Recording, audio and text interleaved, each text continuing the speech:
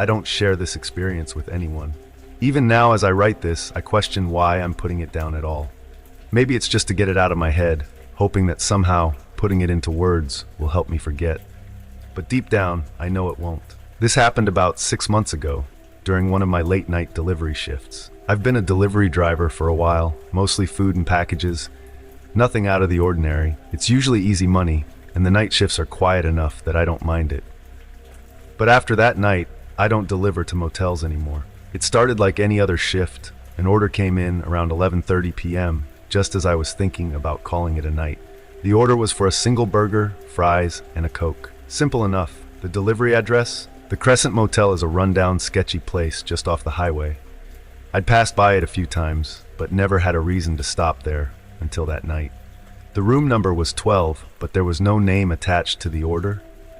I didn't think much of it at the time. People do strange things late at night. I grabbed the food from the diner and headed over. The Crescent Motel was about 15 minutes away, but as I got closer, I couldn't shake this uneasy feeling that settled in the pit of my stomach. The motel was isolated, surrounded by nothing but trees and darkness. The parking lot was nearly empty except for a few old, beat-up cars, and the place itself looked like it hadn't been touched since the early 80s. A single flickering neon vacancy sign buzzed, casting a sickly glow over the cracked pavement. I parked in front of the motel office, which was barely lit, and grabbed the food from my passenger seat. As I stepped out of the car, the air felt unusually still, too still. No cars passing, no sounds of crickets, just complete silence. The only light came from the dim bulbs above the motel doors and the flicker of a TV screen in the front office window.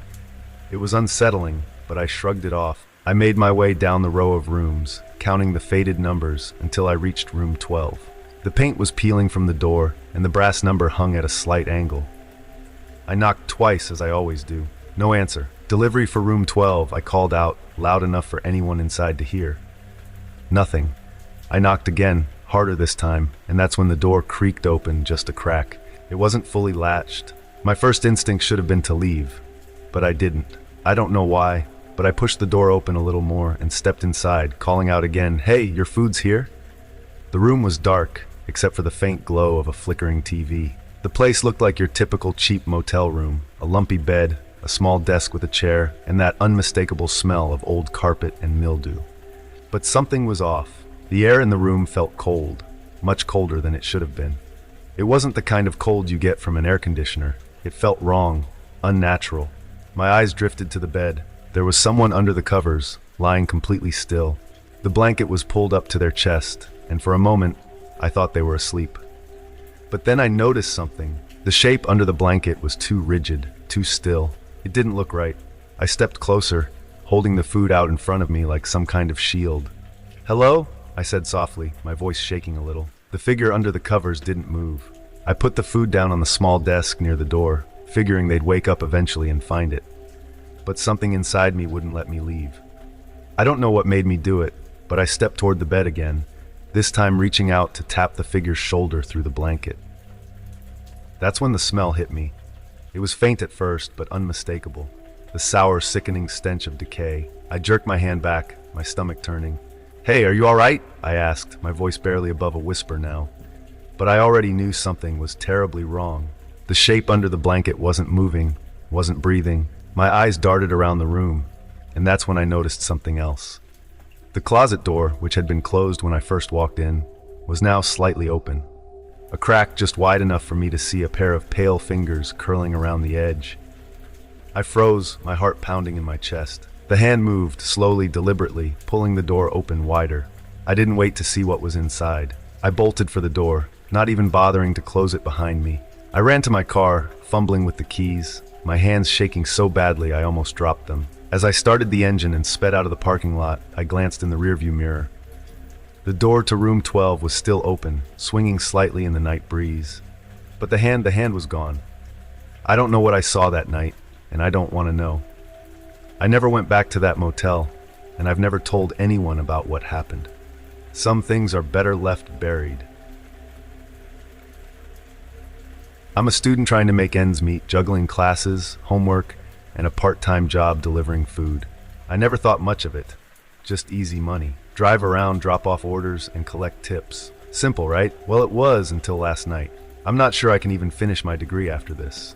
I haven't slept since it happened, and I can't shake the feeling that I won't be able to rest again. I had a late night shift yesterday. It was a Thursday, and I was catching up on some assignments before I got the notification for another delivery. 10:45 p.m., almost time for me to clock out. But when you're tight on cash like I am, every extra tip counts, so I figured I'd take it. The order was weird though, not food, but a package. The restaurant had been doing this kind of thing recently, working with a local courier service to make deliveries. Easy enough, I thought.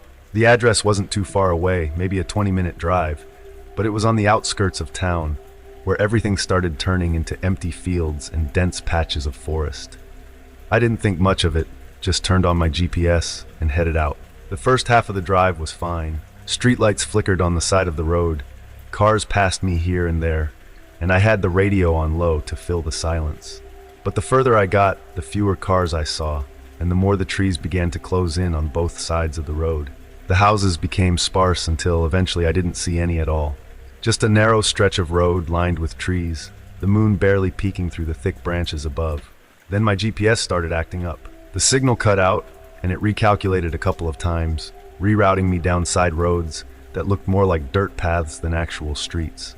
I was getting irritated, but I kept following the directions. It had to be out here somewhere, right?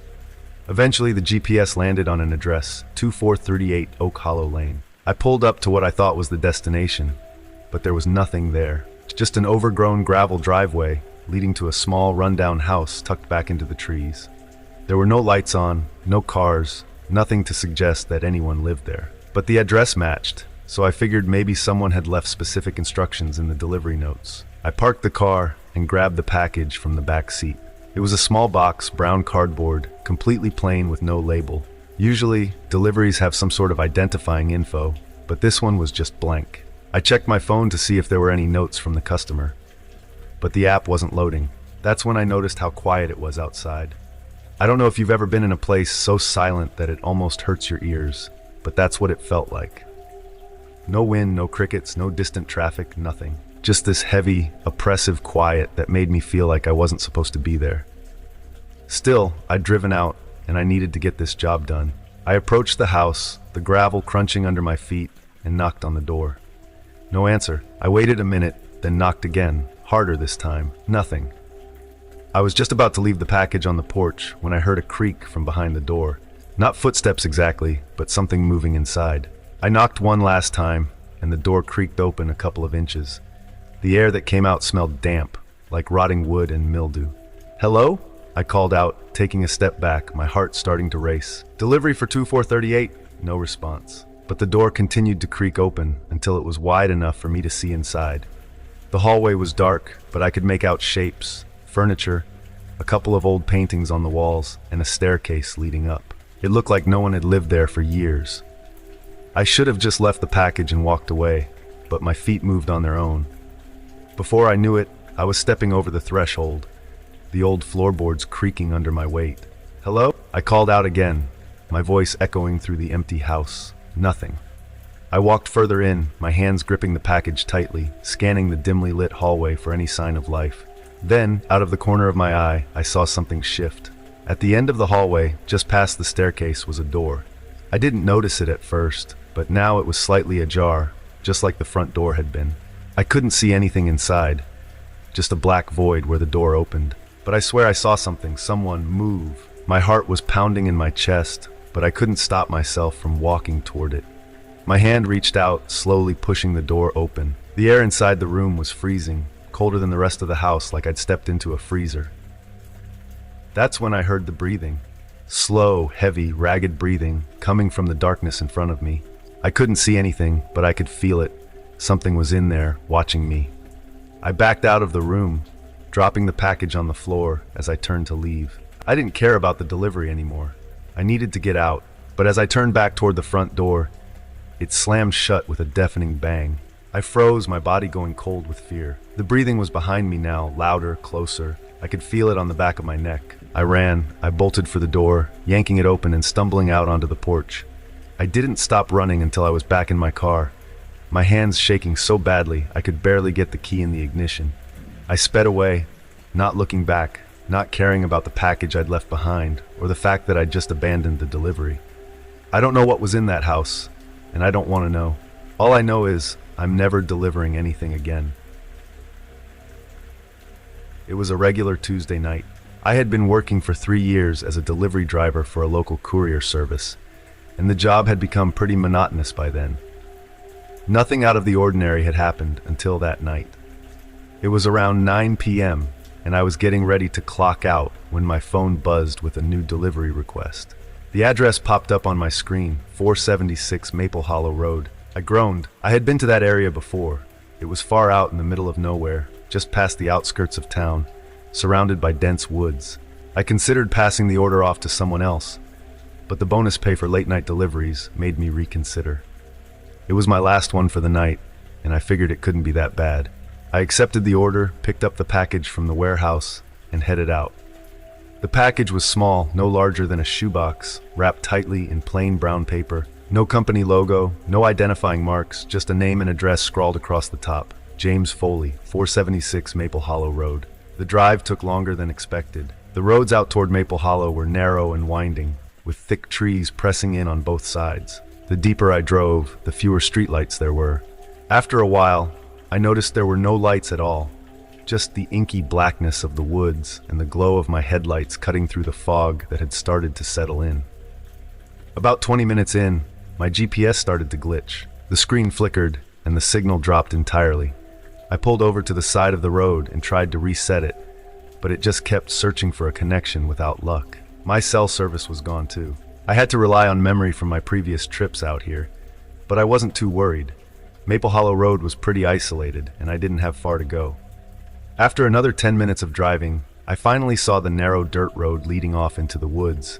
The one that I knew led to the house at 476. I turned onto it, and the gravel crunched beneath my tires as the car bounced along the uneven path.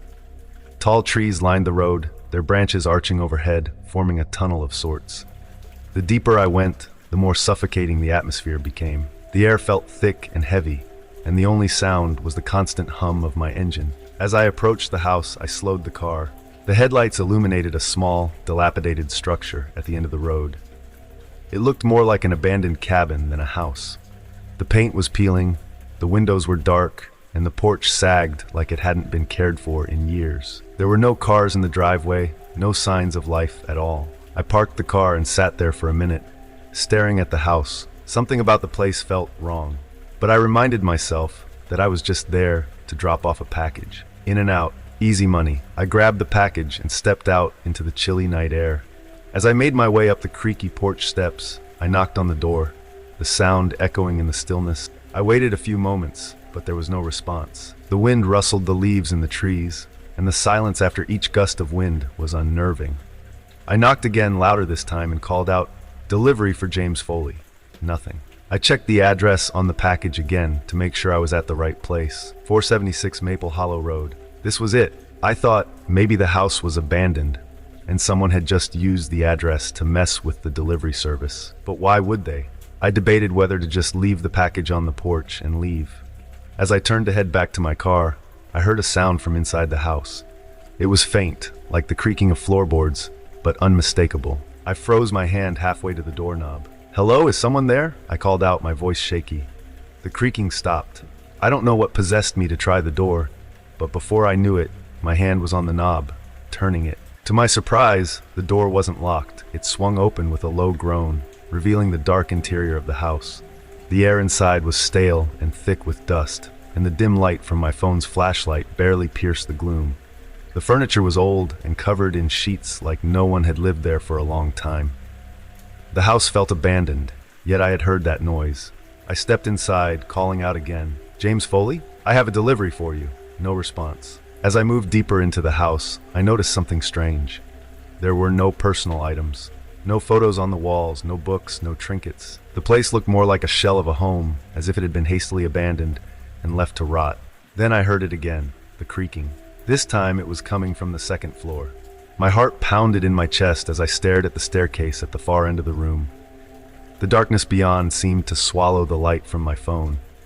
Against my better judgment, I called out once more, "Mr. Foley?"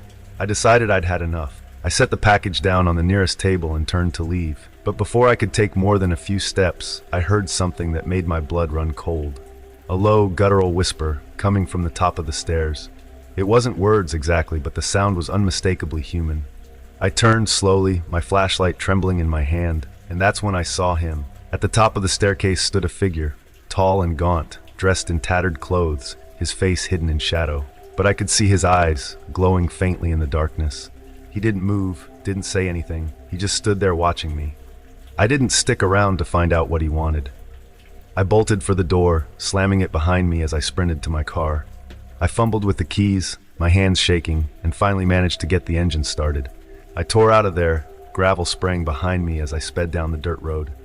I didn't stop until I was back on the main road, my heart still pounding in my chest. I glanced in the rearview mirror, half expecting to see that figure following me, but the road behind me was empty. I never went back to Maple Hollow Road. The next day, I quit my job as a delivery driver. I don't know who or what was in that house, and I don't want to know. All I know is that wasn't a normal delivery, and I'm not going back. I've worked as a pizza delivery driver for a few years now, and while it's mostly uneventful, there are always those weird shifts that stick with you. You know, the ones where something just feels off. But there's one delivery that I'll never forget, and it still gives me chills when I think about it. It was a Friday night, and the orders were coming in non-stop. It was one of those nights where you don't even have time to think. Just pick up the pizza, drop it off, and move on to the next. It was around 10 p.m. when the order came in.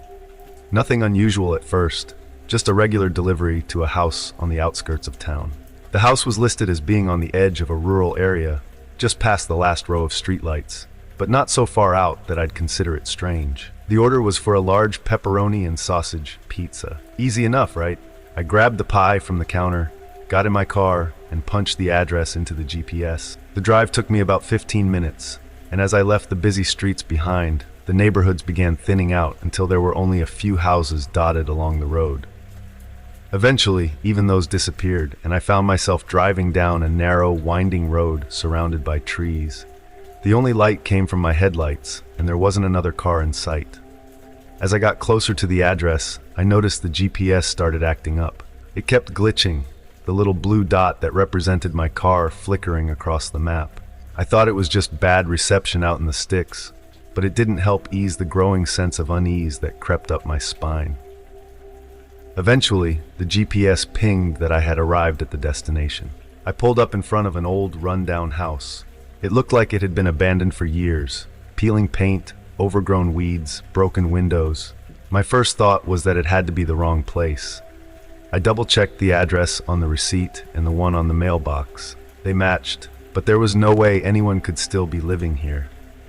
I turned off the car and sat for a moment, staring at the house. Something felt off. The air was too still, and the night was dead silent. No wind, no crickets, nothing. Just that empty, eerie quiet that only seems to happen in the middle of nowhere. Against my better judgment, I grabbed the pizza and got out of the car. As soon as I closed the door, it felt like the temperature dropped by 10 degrees. My breath came out in visible puffs, even though it wasn't that cold when I'd left the pizzeria. I walked toward the house, the gravel crunching under my feet, and every step made me feel more uneasy. There was no doorbell, so I knocked on the front door. The sound echoed unnaturally loud in the quiet night. I waited, but no one answered. I knocked again, harder this time. Still nothing. I was about to turn around and head back to my car when I heard it, the soft creak of a door opening somewhere inside the house. It was faint but unmistakable. I stood frozen for a moment, trying to decide if I should knock again or just leave the pizza on the porch. Before I could make up my mind, the door in front of me slowly creaked open. The hallway beyond was dark and I couldn't see anyone inside. "Hello," I called out, my voice sounding unnaturally loud in the silence. "Pizza delivery." No response. I was about to turn and walk away when a figure stepped out of the darkness, just barely visible in the dim light coming from the porch. It was an older man, probably in his 60s, with unkempt gray hair and a blank, emotionless expression. His clothes were old and tattered, and his eyes seemed to stare right through me. "You're here," he said in a flat, monotone voice. Yeah. "Your pizza," I replied, holding up the box. He didn't move, just kept staring at me. After what felt like an eternity, he reached into his pocket and pulled out a crumpled $20 bill. I took it and handed him the pizza, eager to get out of there as quickly as possible. But just as I turned to leave, I noticed something strange. The man hadn't taken the pizza into the house. He was just standing there, holding the box at his side, still staring at me. His eyes were wide, unblinking, and something was unsettling about the way he was looking at me, like he was waiting for something. "Have a good night," I mumbled, turning to leave. I started walking back to my car, but something in the back of my mind wouldn't let me shake that uneasy feeling. I glanced over my shoulder, and that's when I saw it. The man was no longer standing on the porch. Instead, he was standing just a few feet behind me, still holding the pizza, his eyes locked on mine. I froze, my heart pounding in my chest. How had he gotten there so quickly? I hadn't heard him move. I said, "Have a good night," I repeated, my voice trembling. He didn't respond, just kept staring. That's when I realized something else was wrong. His face. His expression hadn't changed, not even a little. It was like his features were frozen, stuck in that same blank, emotionless stare. I backed up, fumbling for my car keys. The man took a step forward, his eyes still locked on mine. My hands shook as I tried to unlock the door, the keys slipping from my grip. I bent down to pick them up, and when I looked back up, he was gone. I didn't wait around to figure out where he went. I jumped into the car, locked the doors, and sped down the road, my heart racing. The whole time, I kept checking the rear-view mirror, half expecting to see him standing in the road behind me. But the road was empty, just dark woods on either side, the house disappearing behind me. When I finally got back to the pizzeria, I checked the app to see if the delivery had gone through. It had been marked as complete, but there was something strange. The customer's name, J. Smith, wasn't listed anymore. Just a blank space where the name should have been. No address, no contact info. It was like the order never existed. I went home that night, shaken and confused. The next day, I called my boss to ask about the delivery. He said there was no record of any order to that address. I haven't delivered a pizza to that part of town since. But every once in a while, I'll drive past the edge of the woods, and I'll catch myself glancing in the direction of that old house, half expecting to see that man standing there, still holding the pizza, still watching. I had been working as a delivery driver for a few years. Most of the time, the jobs were pretty mundane. Envelopes, small packages, and sometimes special requests that were a little more out of the ordinary. I liked the job because it was easy, and I got to drive around a lot, something I've always enjoyed. But there was one delivery I wish I never made, and it was the reason I eventually quit. It was a regular Thursday evening. I was finishing my shift and had just dropped off a couple of small parcels when I got a call from dispatch. "Hey, I know you're about to head out, but we've got one last delivery. It's a priority, but it's close to your route." I hesitated. I had been looking forward to clocking out, grabbing some dinner, and calling it a night. But extra pay for a priority job, that was hard to pass up. "What's the address?" I asked, trying to keep my annoyance out of my voice. "It's a bit outside town. You'll be heading down Route 9 for a while." They didn't leave much info, but it's marked as urgent. "Should be easy enough, just a small box," the dispatcher replied. I sighed. I knew the area. Route 9 led to a lot of desolate backroads. Still, I figured it couldn't be too bad. I picked up the package from the warehouse, a small brown box with nothing particularly strange about it. The label didn't have much information either, just an address and the word confidential. As I drove down the highway, the sun had just set, leaving behind a dull orange glow, fading into darkness. The deeper I got into the countryside, the quieter it became. No other cars, no streetlights, just the sound of my engine and the occasional wind gust through the trees lining the road. Eventually, my GPS instructed me to take a turn onto an old gravel road. The further I went, the worse the road got, filled with potholes and broken pavement. The area was completely isolated, no houses, no lights, nothing. Just a long, winding road through thick woods. After what felt like an eternity, I reached the address. It wasn't what I expected at all. It wasn't a house. It was an old warehouse, rusted, half collapsed, and covered in overgrown vines. The windows were broken, and there were no lights on. Just a single, dim porch light flickering above a dented metal door. The whole place looked abandoned. I double-checked the address on the box. Yep, this was it. I parked my car and sat for a moment, feeling uneasy. Why would anyone live or even work out here? Something about the whole situation didn't sit right with me, but I figured it was probably just a weird client who wanted privacy. I've delivered to stranger places. I grabbed the box and made my way to the door. As I approached, I noticed the temperature had dropped significantly. A cold chill ran down my spine, but I ignored it. I knocked on the door, the sound echoing in the empty night. There was no answer. I knocked again, a little louder this time. Still nothing. For a second, I debated just leaving the package on the doorstep and getting the hell out of there. But something stopped me. I'm not sure if it was curiosity or something else, but I decided to try the door. I grabbed the rusted handle and turned. To my surprise, it opened with a creak, revealing a dimly lit hallway. The inside of the building was just as decrepit as the outside. The walls were cracked, and the floor was covered in dust. The air smelled damp and stale. "Hello," I called out, stepping just inside the doorway. "Delivery!" My voice echoed, but there was no response. I took a step deeper into the hallway, holding the package in front of me. Something felt off. The air was thick, almost suffocating, and the further I walked, the more I felt like I was being watched. I heard a noise from further down the hallway, a faint scraping sound like something being dragged across the floor. I stopped dead in my tracks, my heart racing. "Hello!" I called out again, my voice shaking slightly. No answer, just the sound of something scraping along the ground, getting closer. I turned, ready to bolt back to my car, when the door behind me slammed shut with a deafening bang. I ran to it and grabbed the handle, but it wouldn't budge. I pounded on the door, yelling for anyone who might be nearby. But no one was there. I was alone. Panicking, I pulled out my phone to call for help, but there was no signal. The scraping sound grew louder, and this time it was accompanied by something else, a low, guttural whisper. "Leave it." I turned around, my heart pounding in my chest. In the dim light of the hallway, I saw something emerging from the shadows. It was tall, with long, spindly limbs and eyes that glowed faintly in the dark. Its body was twisted and contorted in ways that didn't seem natural, and its face, it didn't have one. Just smooth, featureless skin stretched tight over its skull. "Leave it here." The voice came again, but this time it wasn't a whisper. It was loud, echoing in my head, coming from the thing in front of me even though it had no mouth. I didn't think twice. I dropped the box on the floor and backed away, my entire body trembling. The creature tilted its head, staring at me with those empty, glowing eyes. It didn't move, but the air around me seemed to thicken like I was being suffocated by its presence.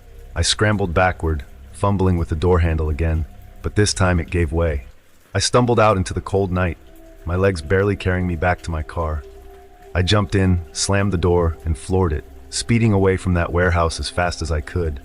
As I drove, I glanced in the rearview mirror. For a moment, I thought I saw something standing in the road behind me, but when I blinked, it was gone. I didn't stop driving until I was back at the office. I handed in my resignation the next morning. I never asked what was in that box, and I don't want to know. Whatever it wasn't for me to understand. All I know is that something out there was waiting for that delivery, and I was just unlucky enough to be the one to bring it. I've been delivering pizzas for nearly 3 years now, and for the most part, it's an easy gig. Sure, there's the occasional late-night drunk or the kids who try to pull a fast one on the bill, but nothing dangerous. That was until I made a delivery to a house that I now try not to even think about. The strange part is that my first delivery to that address was completely normal. It was the second attempt that changed everything. The first time I went to that house, it was a pretty routine delivery. It was a late Sunday afternoon, and the order came in for a large pepperoni pizza to an address I didn't recognize. It was out on the edge of town, near some older, run-down homes that don't get much traffic. The directions on my GPS led me down a narrow, winding road, but eventually, I pulled up to a modest, slightly worn-down house. It didn't look like anyone had taken care of the place in a while. The lawn was overgrown, and the paint on the house was peeling, but like I said, nothing too out of the ordinary. I grabbed the pizza and knocked on the door. A middle-aged man answered, looking completely normal, tired but normal. He wore a flannel shirt, had a bit of scruff on his face, and didn't seem the least bit weirded out to see me.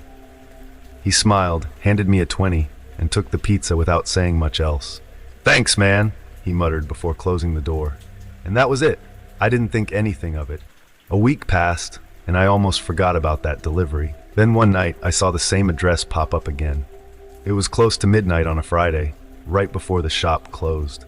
I I remember thinking it was a little odd since I don't usually get many repeat deliveries to places that far out. But hey, people like pizza, right? I grabbed the order. This time it was for a large Supreme and headed out. As I made the drive, something started to feel off. The road out there always felt a bit isolated, but this time the darkness seemed heavier. There weren't any street lights, just my headlights cutting through the night, illuminating the dense woods that lined either side of the road. When I pulled up to the house, I noticed a few things that didn't sit right with me. First, the lights in the house were off. The first time I'd come, the porch light was on, and there were lights inside. Now the whole place was dark, like nobody had been there in days. Second, the front yard looked even more overgrown, almost like it had been abandoned for months, not just a week. I hesitated for a moment, but convinced myself I was being paranoid. Maybe the guy had gone to bed and just forgot to leave the light on. So I got out of the car and walked up to the porch. That's when things started getting weird. I knocked on the door, but there was no answer. I knocked again, harder this time. Still nothing. I glanced around, feeling the hairs on the back of my neck start to rise. The air felt thick, and there was this strange smell, like something rotting. I knocked one more time, and just as I was about to give up and leave, I heard a sound from inside the house. It wasn't footsteps or voices, though. It was this low, creaking noise, like an old door opening slowly. The sound sent a chill down my spine. I waited for someone to appear, but no one did. The door inched open on its own, revealing a dark hallway beyond. I could barely make out the shapes of furniture inside, but there were no lights, no movement, nothing. I didn't want to go in. Everything in me was screaming to get back in the car and leave, but I was already standing there, and my curiosity got the better of me. I called out, "Hello? Pizza delivery." My voice echoed through the dark house, but no one answered. Against my better judgment, I took a step closer, holding the pizza in front of me like some sort of shield. As I peered inside, I could see the same hallway from my first delivery. But something was different now. There was this awful stench, like wet earth and decay, mixed with something metallic. I could see more clearly now, and the floor was smeared with something dark and sticky, though I couldn't tell what it was. Suddenly I heard a whisper. It was faint, barely audible, but I knew it came from inside the house. It was a man's voice, raspy and hoarse. "Come in," it said. I froze. My heart pounded in my chest, and every instinct was telling me to get out of there. But my legs wouldn't move. I stood there paralyzed, staring into the darkness. Then I heard it again. "Come in," the voice repeated, clearer this time and closer. Much closer. That's when I saw something in the shadows at the end of the hallway. A figure. It was standing there, watching me, just barely visible in the faint light from the porch. My blood ran cold as the figure slowly moved toward me. Its face was hidden in the darkness, but I could see its outline. A tall, lanky form, its arms too long, its movements jerky and unnatural. I dropped the pizza. I didn't care about the order. I didn't care about the tip. All I cared about was getting the hell out of there. I turned and sprinted back to my car, not daring to look behind me. As I fumbled with the keys, I could hear footsteps behind me. Heavy, uneven footsteps, like something was dragging itself across the porch. I finally got the car door open, jumped inside, and slammed the door shut. I hit the lock button and floored it, peeling out of the driveway and speeding down the road as fast as I could. I didn't stop until I was back at the pizzeria, my hands still shaking as I pulled into the parking lot. I couldn't explain what had just happened. I didn't want to explain it. I just wanted to forget. But here's the thing. When I got back inside and told my manager what happened, he looked at me like I was crazy. He said there hadn't been an order for that address. The system didn't show any deliveries for that night, at least not to that house. He thought I was messing with him, but I knew what I'd seen. I knew what I'd heard. That was the last time I delivered pizza to that house. I don't take deliveries anywhere near that area anymore.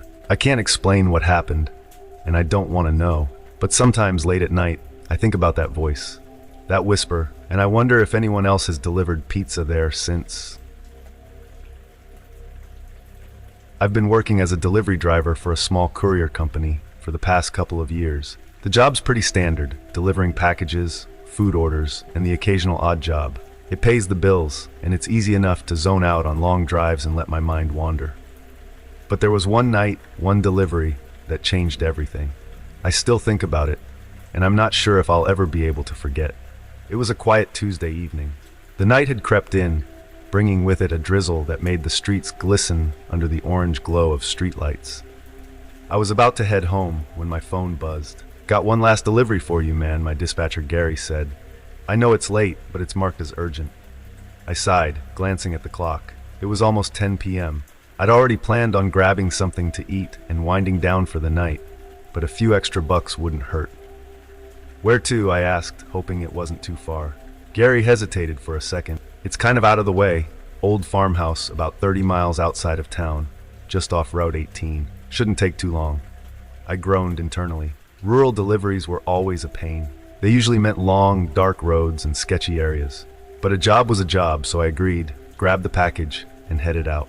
The package was small, barely bigger than a shoebox, wrapped in plain brown paper with no identifying marks, save for the handwritten address. It felt heavier than it looked, though, and something about it made me feel uneasy. I tried to shake it off. I'd delivered weirder things, everything from live chickens to strange medical supplies.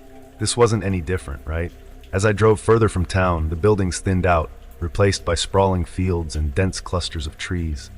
The drizzle turned into a steady rain, and the darkness seemed to swallow everything outside the reach of my headlights. The GPS guided me off the main road and onto a narrow gravel path that wound through a thick forest. I was already starting to regret taking the job. The rain made the road slick, and the overhanging branches scratched against my windows, sounding almost like whispers in the dark. I tried to focus on the task at hand, but something about the atmosphere felt off. After what felt like an eternity, I finally saw a dim light through the trees. The GPS pinged, signaling that I had arrived at my destination. The place was an old farmhouse, just as Gary had said. The building looked like it hadn't been maintained in years, peeling paint, cracked windows, and a sagging roof. There were no cars in the driveway, just an old rusted truck that looked like it hadn't moved in decades. The light I had seen was coming from a single bulb hanging from the front porch, flickering like it was about to go out. I parked the car, hesitating for a moment before grabbing the package. Something inside me told me to turn around, drive back, and leave this delivery for another day. But I wasn't about to bail on a job. I'd never hear the end of it from Gary if I did. I got out of the car, the rain now coming down in sheets, soaking through my jacket as I approached the porch. I knocked on the door, the sound echoing eerily in the silence of the night. No answer. I knocked again, a bit louder this time. Still nothing. I reached for my phone to call the number associated with the order, but there wasn't one. Just the address. I glanced back at the package, a chill running down my spine. Maybe they were expecting me to just leave it on the porch. I leaned down to set the box on the wet wood, but before I could, I heard it. A creaking sound from inside the house. Footsteps. Someone was in there.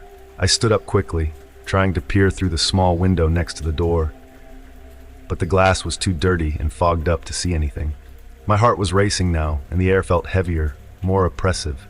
I knocked one last time, harder than before. This time the door creaked open. It wasn't fully ajar, just a crack wide enough for me to see the shadow of someone standing in the dark hallway inside.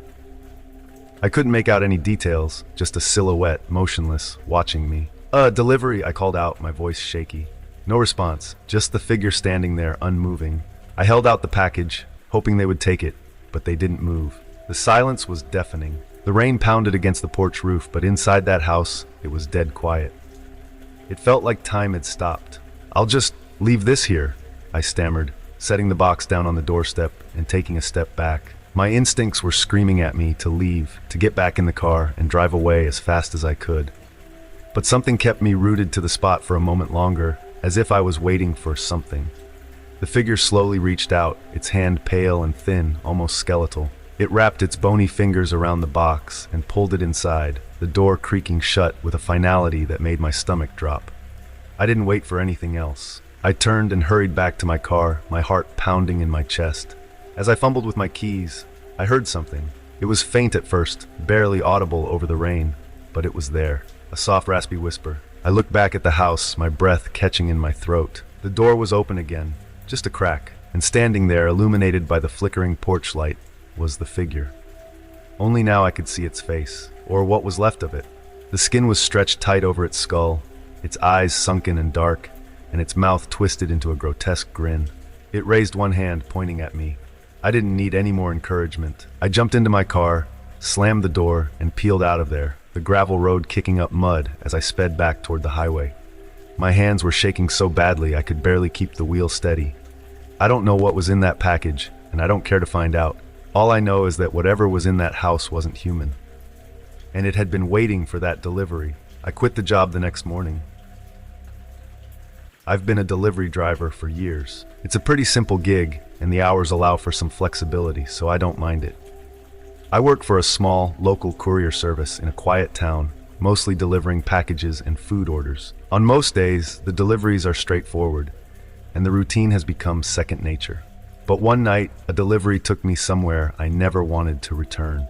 It was a Friday, just after dusk, and I was finishing up my last few deliveries when my phone buzzed. It was my dispatcher, Tom. "Hey man, got one more for you tonight.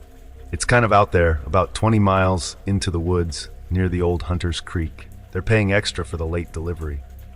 I frowned. I knew the area, or at least I knew of it. Hunter's Creek was at the edge of the forest, and I'd only ever been there once or twice during the day. Going there at night, especially on a rainy evening like this, didn't sound ideal. But I could use the extra cash, so I agreed. I picked up the package from the office. It was a small, nondescript box, wrapped tightly in brown paper with no visible logos or addresses. The only thing on it was the address written in thick black marker, 1423 Hunters Creek. I shrugged, tossed it into the passenger seat, and started the drive. The rain had picked up as I left the main road and headed toward the forest. The road became narrower, and the streetlights fewer and farther between. The GPS showed only a straight line ahead with no clear sign of where exactly I was headed. The deeper I drove into the woods, the thicker the trees became, and the more the rain battered the windshield. My headlights barely cut through the darkness ahead. About 15 minutes into the drive, I lost cell service. I wasn't surprised. The area was pretty remote, and I figured I'd get a signal again once I finished the delivery and headed back. But with each mile, the uneasy feeling in my gut grew stronger. Finally, after what felt like an hour, the GPS indicated I was close. I slowed the car as I approached a narrow dirt path leading into the woods on the left. I hadn't noticed it until the GPS directed me toward it.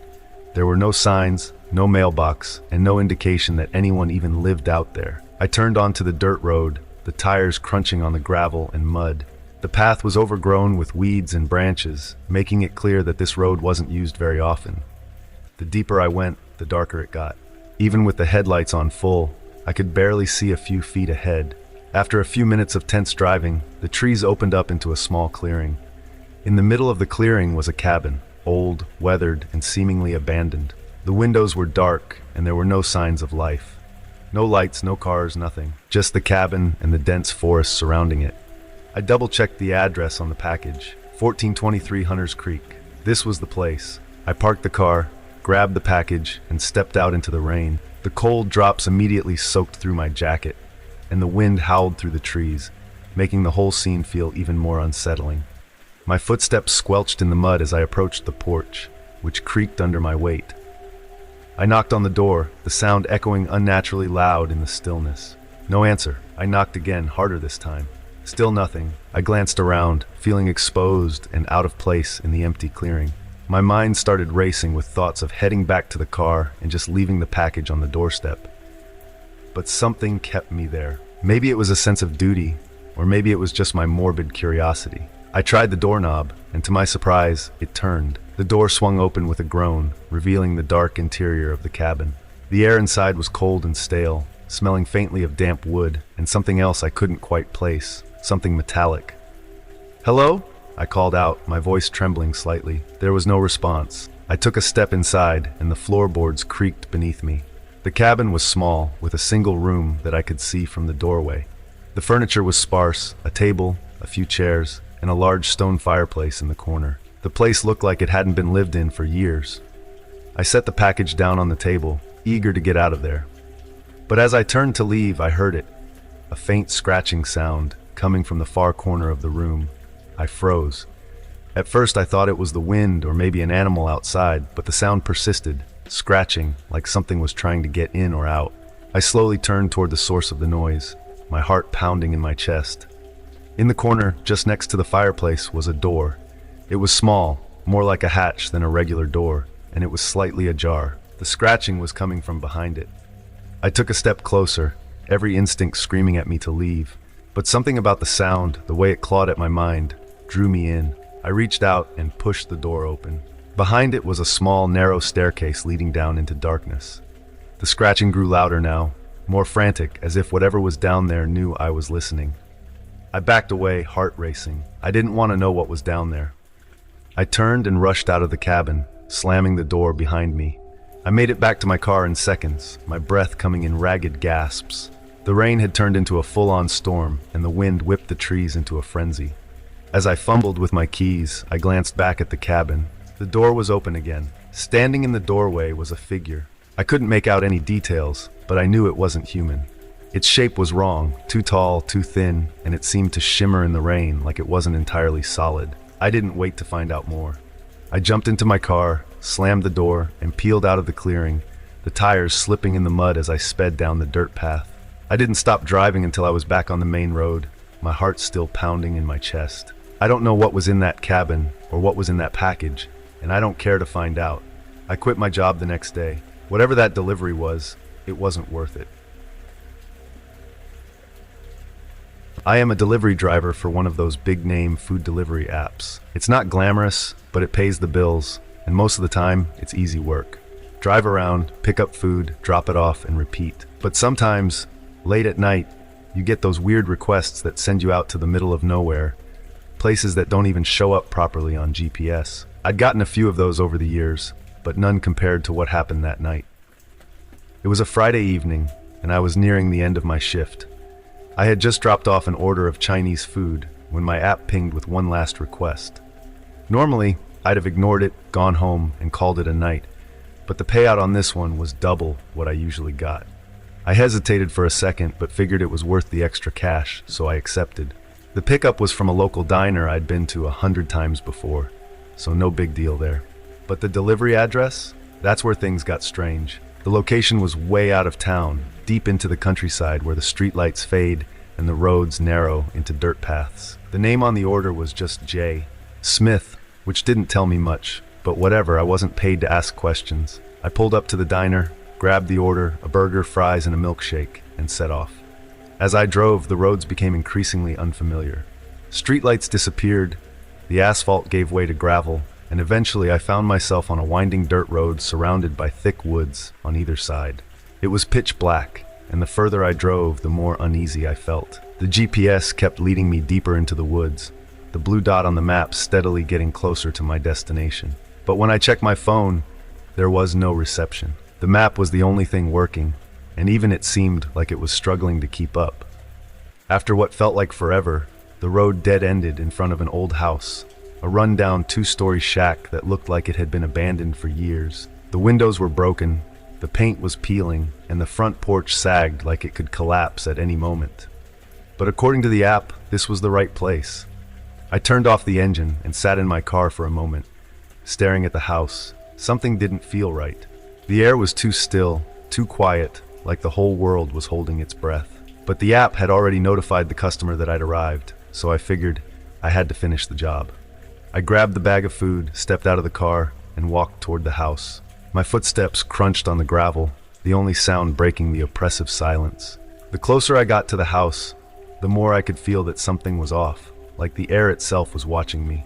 There was no doorbell, so I knocked on the wooden door, my knuckles echoing in the empty night. I waited for a few seconds, but there was no answer. I knocked again, harder this time. Still nothing. I was about to turn around and leave when I heard it. A soft creak from somewhere inside, like the sound of old wood shifting under the weight of something. Or someone. "Hello?" I called out, my voice barely audible in the stillness. No response. I checked the app again to make sure I was at the right place. J. Smith, 1314 Birch Road, this was it. I knocked one last time, and this time, the door slowly creaked open. There was no one there. I took a step back, my heart pounding in my chest. I should have left then and there, but something compelled me to take one more step forward, peering into the dark hallway that stretched out in front of me. I could barely make out the shapes of old furniture and a staircase leading up to the second floor. The whole place smelled like mildew and rot, like it hadn't been lived in for years. "Hello?" I called again, but the only answer was the low creaking of the house settling. I was about to set the food down on the porch and leave when I noticed something strange. At the far end of the hallway, near the base of the stairs, there was a door. It was slightly ajar, and from where I stood, I could see a faint light flickering inside, like the glow of an old dying candle. Against my better judgment, I stepped into the house. My shoes scraped against the dusty wooden floor, leaving prints behind in a layer of grime. I don't know what possessed me to do it. Maybe I just wanted to hand off the food and get out of there. But I walked down the hallway toward that faint light. As I got closer to the door, the light flickered more erratically, like something was disturbing it. I reached out and pushed the door open a little more, just enough to see inside. It was a small room, almost completely bare, except for an old rickety table in the middle. On the table sat a single guttering candle and something else. At first I thought it was just a bundle of clothes, but as I stared at it, I realized it was a stack of old, faded photographs. Curiosity got the better of me, and I stepped into the room. The smell of decay was stronger here, so thick it made my stomach turn. I reached out and picked up the top photo. It was of the house. Not how it looked now, but how it must have looked decades ago. New, well-kept, with a family standing on the porch. But something about the family in the picture made my skin crawl. Their faces were blank, smudged out like they'd been erased from the photo.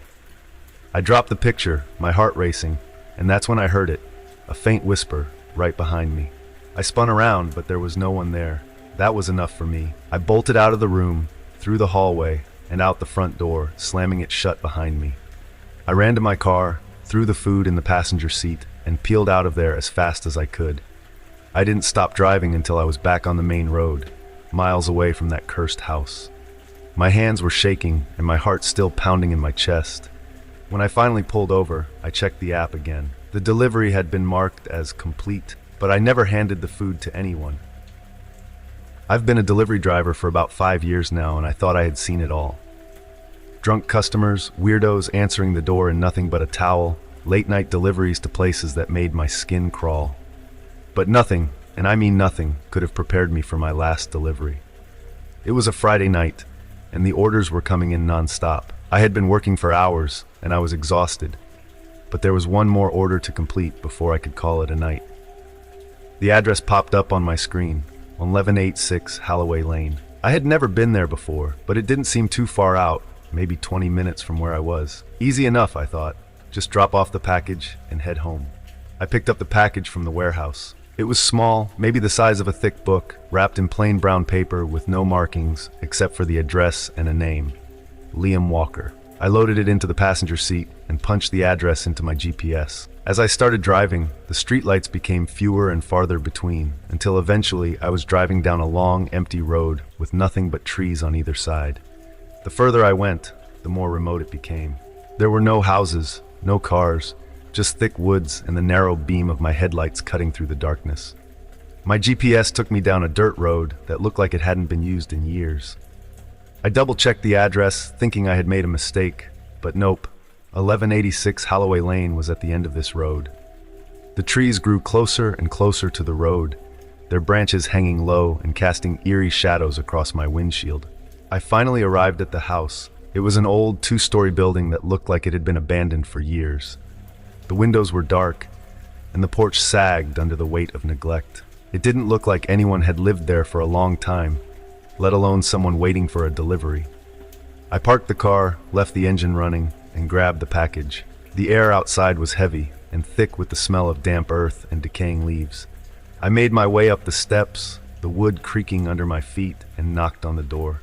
Nothing. I knocked again, louder this time. "Delivery for Liam Walker," I called out. Still nothing. I checked my phone, but there was no service out there.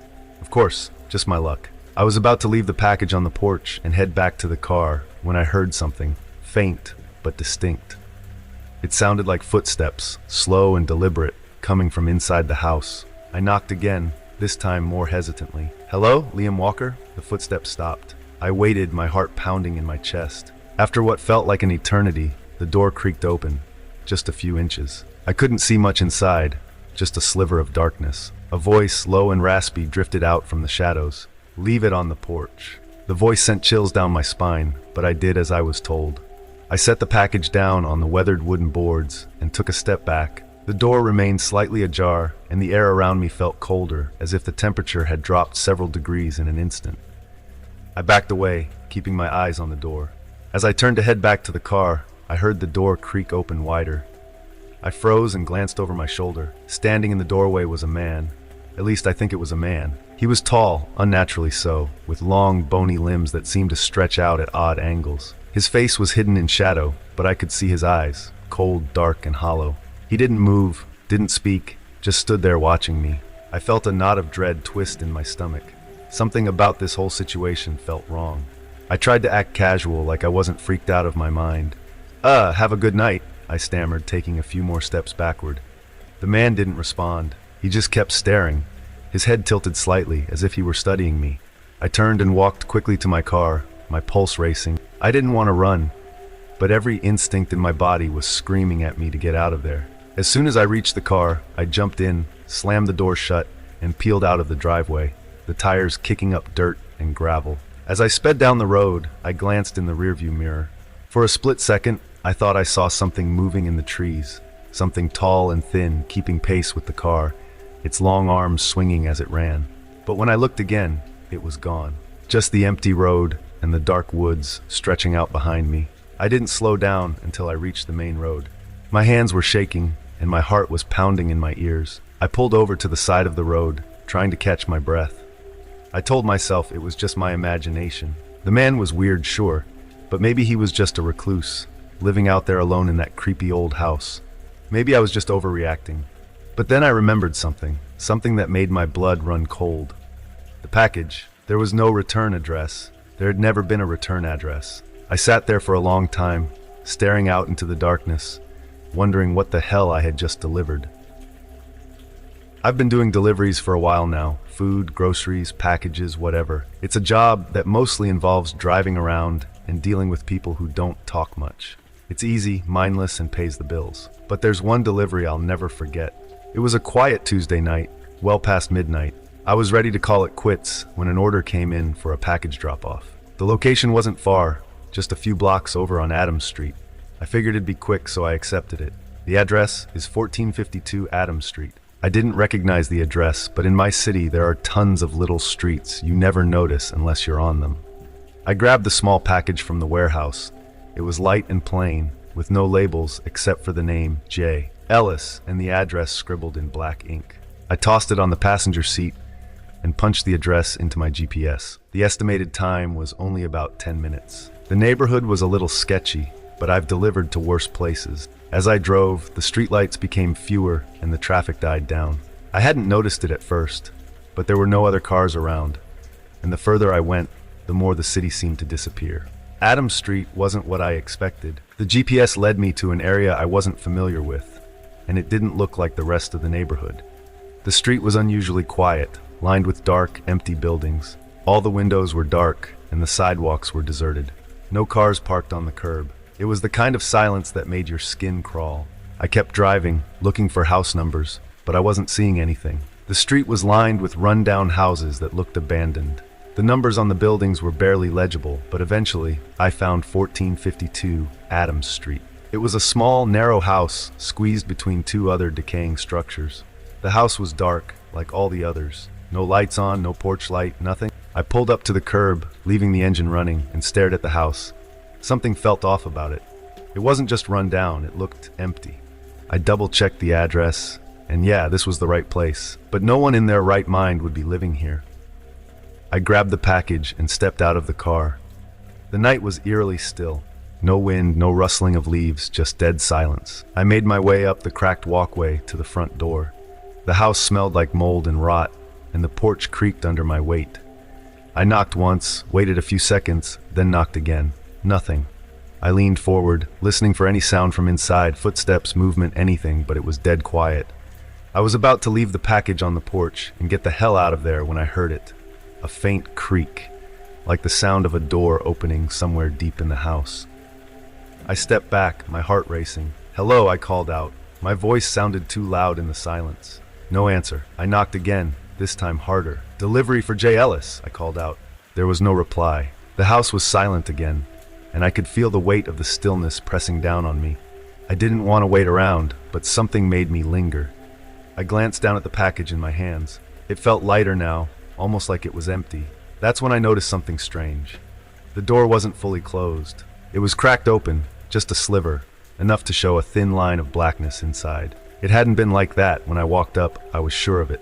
I stood there frozen for a moment, staring at the open door. My instincts were screaming at me to leave, to drop the package and go. But something, maybe curiosity, maybe stupidity, kept me there. Against my better judgment, I reached out and pushed the door open just a little more. It creaked on its hinges, the sound echoing into the darkness of the house. I peered inside but couldn't see much. Just a narrow hallway leading into the shadows, with a faint smell of something foul drifting out. Jealous? I called again, my voice barely more than a whisper now. Still nothing. I took a step back, ready to leave, but before I could turn around, I heard it again. A creak, louder this time, coming from inside the house like someone or something was moving. I didn't stick around to find out what it was. I dropped the package on the porch, turned, and practically sprinted back to my car. As I got in, I glanced back at the house, and that's when I saw it. The door, the one that had been cracked open, was now wide open. Standing in the doorway was a figure, tall, thin, and motionless, just a shadowy silhouette against the darkness inside. I couldn't see its face. Hell, I don't even know if it had one, but it was watching me. I could feel it. My hands shook as I fumbled with the keys, slamming the car into gear and speeding away down the empty street. As I drove, my mind raced. I kept glancing in the rearview mirror, half expecting to see that figure following me. But there was nothing, just the dark, deserted road stretching out behind me. When I finally made it back to the main roads, I slowed down, trying to calm my nerves. I had no explanation for what just happened, and honestly, I didn't want one. All I knew was that I was never going back to that street, never making another delivery to that house. I pulled over, trying to catch my breath, when my phone buzzed with a notification. I glanced at the screen, expecting it to be a message from dispatch. Instead, it was a delivery confirmation. Package delivered, Fortin 52 Adams Street. And the name? JLS. But here's the thing. I never confirmed the delivery. I hadn't even pulled out my phone to mark it as completed. Something or someone had done it for me. I sat there in the car for a long time, staring at the notification, my mind racing. I should have called someone, should have reported it, but what would I say? That I delivered a package to an empty street, to an abandoned house, to a figure that wasn't even human? I didn't need to investigate. I didn't want to know. I drove home, my hands shaking on the wheel, and I haven't taken a night delivery since.